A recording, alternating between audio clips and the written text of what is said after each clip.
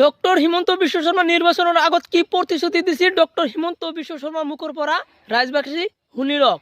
Video' recording কৰি লৈ লওক। যিমান চৰকাৰী ভূমিত বাস কৰি থকা লোক আছে সকলোকে মেধি পট্টা বিজেপি দলে হাতত তুলি দিব।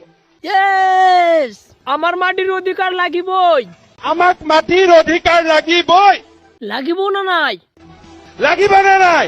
আৰু ৰাইজ বিজেপি দলে মই আপোনালোকক প্ৰতিশ্ৰুতি দিছো, কোনোবা মানুহ যদি মাটি কেনা বেচা কৰে আৰু ৰাইজ বিজেপি দলে আৰু মই আপোনালোকক প্ৰতিশ্ৰুতি দিছো, মই যদি মাটি কিনা বেচা কৰিব খোজো 15ৰ পৰা।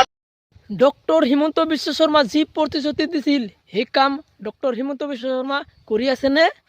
আপোনালোকে যদি বিশ্বাস কৰে তেনেহ'লে আগন্তুক 2026 চনে কোনে চৰকাৰ গঠন কৰিব আপোনালোকে নিশ্চয় কমেণ্ট এটা কৰি যাব।